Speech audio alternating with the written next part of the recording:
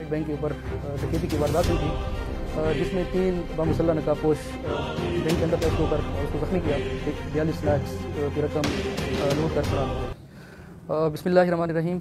दूत थाना सदर एरिया में एलाइड बैंक के ऊपर डकैती की वारदात हुई थी, जिसमें 3 बामुसल्ला नकाबपोश बैंक के अंदर दाखिल हुए और उन्होंने जो बैंक का सिक्योरिटी गार्ड है उसको फायर किया उसके ऊपर और उसको ज़ख्मी किया और बैंक से तकरीबन कोई 42 लाख की रकम लूट कर फरार हो गए। उसके बाद जनाब आरपीओ साहब और जनाब डीपीओ साहब की खसूसी हिदायत पर मेरी निगरानी में एक टीम तश्कील दी गई, जिन्होंने शब व रोज़ दिन रात मेहनत करके इस केस के जितने भी मुल्ज़िमान थे, जो 3 मरकज़ी मुल्ज़िमान थे और जो उनके फैसिलिटेटर थे, जिन्होंने रैकी की, जिन्होंने क़याम तमाम का बंदोबस्त किया, उनको ट्रांसपोर्ट जो उनका मोटरसाइकिल था वो उनको उसकी सहूलत दी, घर दिया, खाना पीना दिया।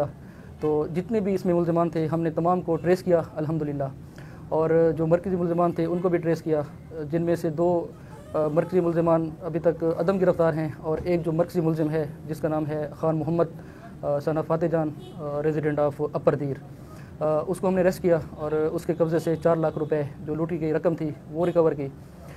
इसके अलावा जो लोकल उनके फैसिलिटेटर थे 5 मुल्ज़िमान हैं, जो कि पाँचों के पाँचों गिरफ़्तार हैं और उनके कब्ज़ा से तकरीबन कोई 8.5 लाख रुपए वो भी रिकवर हुए हैं। टोटल कुल मिला के 13.5 लाख रुपए हमने रिकवरी कर ली है।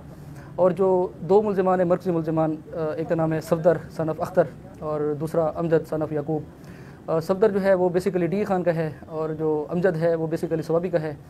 तो उनकी गिरफ़्तारी के लिए छापे हमारी जो टीम है वो हमने तश्कील दे दी गई है और उनके जो हाइड आउट्स हैं उन पर छापाजानियाँ कर रहे हैं और इंशाल्लाह उम्मीद है बहुत जल्द जो 2 मुल्ज़िमान हैं उनको भी गिरफ़्तार कर लिया जाएगा और जो बाकी लूटी की रकम है वो भी इंशाल्लाह बरामद कर ली जाएगी।